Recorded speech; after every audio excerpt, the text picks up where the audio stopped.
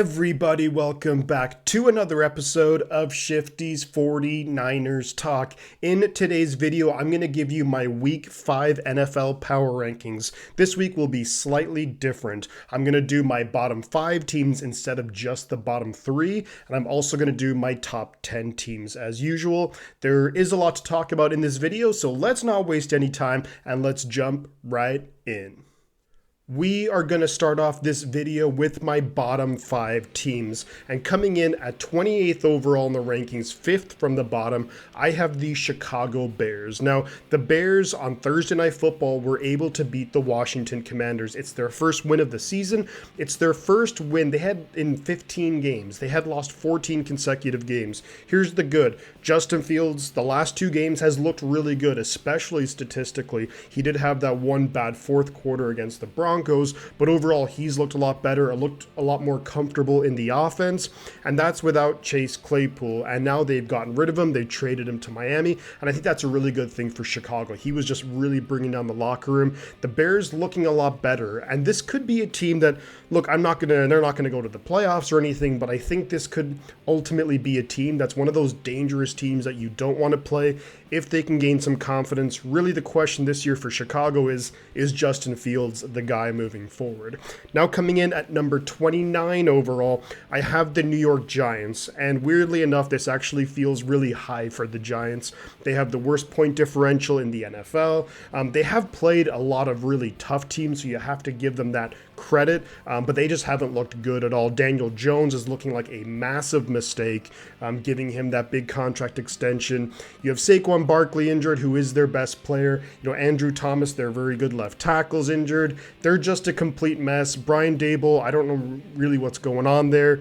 Daniel Jones might miss some time with injury, and things are not looking good for the New York Giants. That's really as simple as I can put it. They just need to get something going for themselves because it feels like they're just completely stuck in a rut. Now, coming in at 3rd from the bottom, which would be 30th overall, we're going to have, and I can't believe I'm saying this, the New England Patriots. The New England Patriots are 1-4. The last 2 weeks, they've been just absolutely blown out by teams. They lose massively to the Dallas Cowboys. They lost 34-0 to the Saints. And this isn't the Saints in their peak with Drew Brees. This is Derek Carr, and 34-0. I don't know what's going on in New England. Things are looking really, really bad there. And who knows? I don't know how long more Belichick is going to coach, but yeah, it's ugly up there in New England. Now, moving on to 2nd from the bottom, we have the Denver Broncos. The Broncos seem to find new and exciting ways to lose. You just look at that game against the New York Jets. They had taken the lead, Russell Wilson fumbling the ball towards the end, and the Broncos just look like a lot of these teams, and this is a reason why they're so low in the rankings. They just look like a mess. I mean, on paper, they had some really good players. You look on defense, Patrick Surtain too, Justin Simmons, they had, DJ Jones, a former 49er who I really like. They have some players on an offense, Jerry Jeudy, Javonte Williams, Courtland Sutton, Russell Wilson, and, Garrett Bowles, but they just can't put it all together at all. They look like a mess. I just don't know where Denver's going this year, and looking back, you look at these 2 last big trades that they've made to get Russell Wilson and to get Sean Payton, and so far at least, both of them just look like complete and utter disasters. So for the sake of the Denver Broncos, you'd like to think they can maybe turn it around, but I'm not really holding out hope, or I'm definitely not holding my breath on that one. Now, coming in at number 32 overall, and I don't think this will be a surprise to anyone, it's the Carolina Panthers. They're 0-5, the only winless team in the NFL, and they just look anemic on offense. Bryce Young is not being put in the best situation. I mean, it could be worse, but just not getting the weapons. Frank Reich looks a little bit like he's not happy in Carolina already. There was a press conference where he mentioned about the owner kind of meddling in with football decisions, which is never good. You never want an owner who just has no football background to be maybe making decisions, especially when that decision was, who do you draft number 1 overall, which it sounds like from what I'm hearing, from different Carolina beat reporters and what have you, that the coaching staff wanted CJ Stroud, but it seemed like the owner wanted Bryce Young, and so far, Stroud is looking way better. So, Houston Texans fans, be happy that the Carolina Panthers drafted Bryce Young. Let's not say that Bryce Young is a complete bust. It's way too early. We got to give this guy, years, if anything, to really, be able to determine that. But it's just not looking good so far. I think that maybe just the fit with himself and Frank Reich isn't a good fit. There's just something that's a bit off there in Carolina. Again, they do have some name players. You look at Adam Thielen and DJ Chark, and they have Miles Sanders. So you'd like to see the offense perform a little better, but I don't know. I just see the Carolina Panthers. They're definitely in trouble because they don't have their first round pick next year, which is probably going to be a top 5 pick. And for a team that's rebuilding with a young quarterback, potentially getting that like star receiver or, star left tackle, although I like Ike Mekwonu, it's just really bad so far for the Carolina Panthers. And I just don't see it getting much better for them this year. They'll probably win a couple of games, but they might be waiting a while. So there you have it, guys. Those are my bottom 5 teams in the NFL after week 5. Let's now move on to my top 10 teams. And coming in at number 10, and they have dropped a number of spots this week, is the Dallas Cowboys. So, Cowboy fans were very confident going into Santa Clara that they could beat the 49ers, and they lost 42-10. And the game was, of course, at the start, it was pretty close for a while, but San Francisco looked so much better than the Cowboys. Dak really just kind of folded under the pressure of the big game, of the big moment, and that's just not a good sign moving forward. Here's the thing. The Cowboys, I have them at number 10. I still think that they are a good team. I think that they're one of those teams that against mediocre teams, against bad teams, they're going to take care of them. And we've seen that so far this year, for the most part. But once they go up against your 49ers, your Eagles, your Chiefs, your Bills, and what have you, I just don't know if I trust Dak Prescott in those types of games. And then that begs the question is he your guy long term? At the end of the day, I think that Dak is a good quarterback. Do I think he's great or top 5? Definitely not. Overall, Cowboys, I see them as a good team with a good defense, but just not a great team moving forward. Now, coming in at number 9, I have the Tampa Bay Buccaneers. They are 3-1 on the year. They're coming off a bye week, and they've got to be feeling really good about themselves. They pick up Baker Mayfield. He's been playing great. Mike Evans is just doing Mike Evans things. He's going to be on pace for another massive season. And the defense has really come together. They're backed by their linebackers, Devin White, Levante David, who were both really good. They have some really good players in the secondary. And up front, you have Vita Vea, who is one of the most underrated defensive players in the NFL. Throw in some really decent pass rushers. And I think this Buccaneers team is pretty good. They're pretty feisty it's a competitive NFC South, but I think it's a pretty good NFC South too. So watch out for the Buccaneers. Can Baker Mayfield sustain this period of good play moving forward as defenses adjust to what he's doing in Tampa Bay? That remains to be seen. But overall, right now, I have them at number 9 in my rankings. Now at number 8, it's going to be the Jacksonville Jaguars. The best thing that's happened to Jacksonville this season is going to London. They played their last 2 games in London. They went there 1-2. They're now 3-2. They beat the Falcons and they beat the Buffalo Bills. Those are 2 very good teams. Well, Atlanta is good. Buffalo is very good. I know Buffalo's had injuries, things like that, no question, but to get those 2 wins is so huge for the Jacksonville Jaguars. Trevor Lawrence looking really good, the offense looking really solid. The run game, you'd like to see it maybe improve a little bit. The defense, I think, could be playing a little bit better.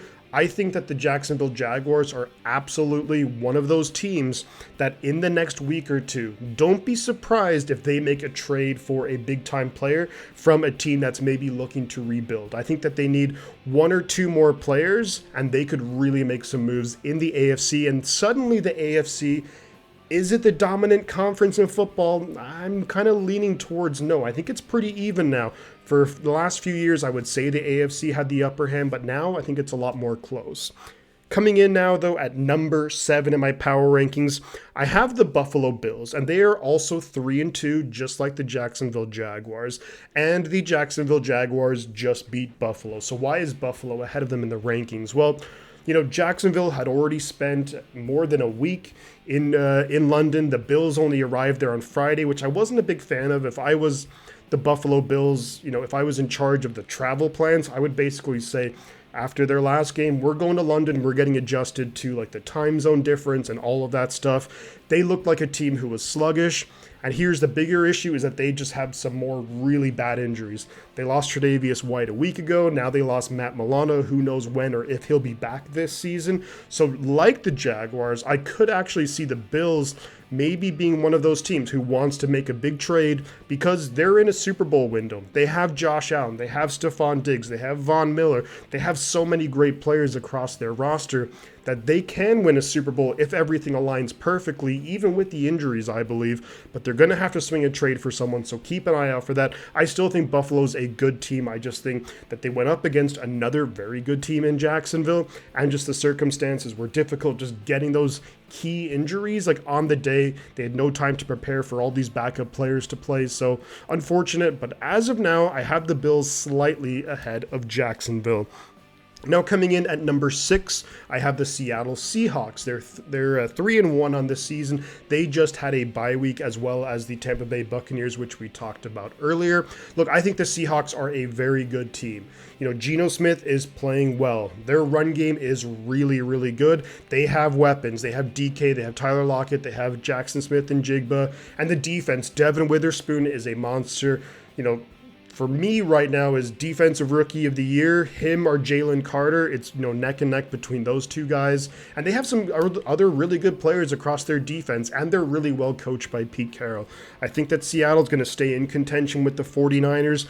Don't know if they'll be able to keep up with them all season long, but Seattle, really good team, really well coached. It's going to be difficult to beat them at home, even though the Rams did week 1. But I think if Seattle can win the games that they're supposed to. So this Sunday, they're playing Cincinnati. That's a game that they should win. If they can win that game and win those types of games, I could see them really having double-digit wins this year pretty easily, I think. Coming up next, we're going to have my top 5 teams after week 5.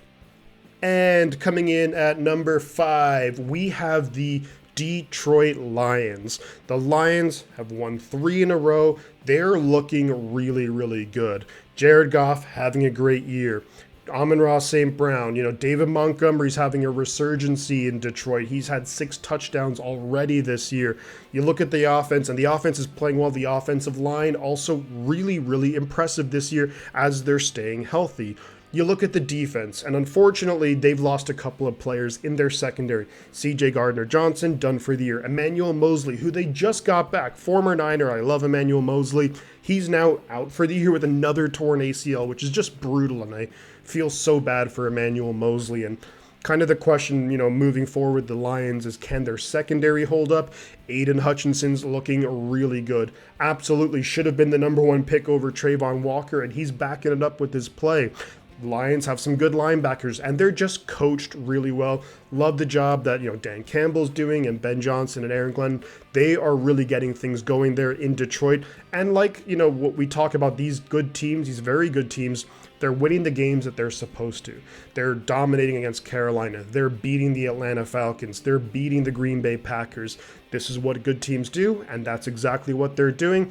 They are now easily the class of the NFC North. I absolutely see them winning the division, and I think they might just get better and better as the season goes on. I think, like a lot of teams who are, higher up, and I think it's become a lot more common in the NFL these days, expect a trade. I think maybe someone in the secondary, they'll try and get someone to come in and help them out because they're going to need the depth moving forward this season.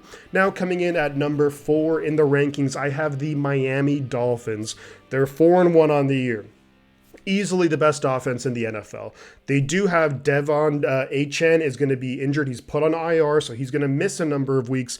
But you still have Raheem Mostert. You still have Tyreek Hill. You still have Jalen Waddle. You still have all these guys. You bring in Chase Claypool, and I think Claypool going to a much better situation with better coaching and all that. I think he's going to be okay in Miami. Not saying he's going to be great, but overall, you love the offense from Miami. They can put up points, and they're going to be in every single game this season because of that.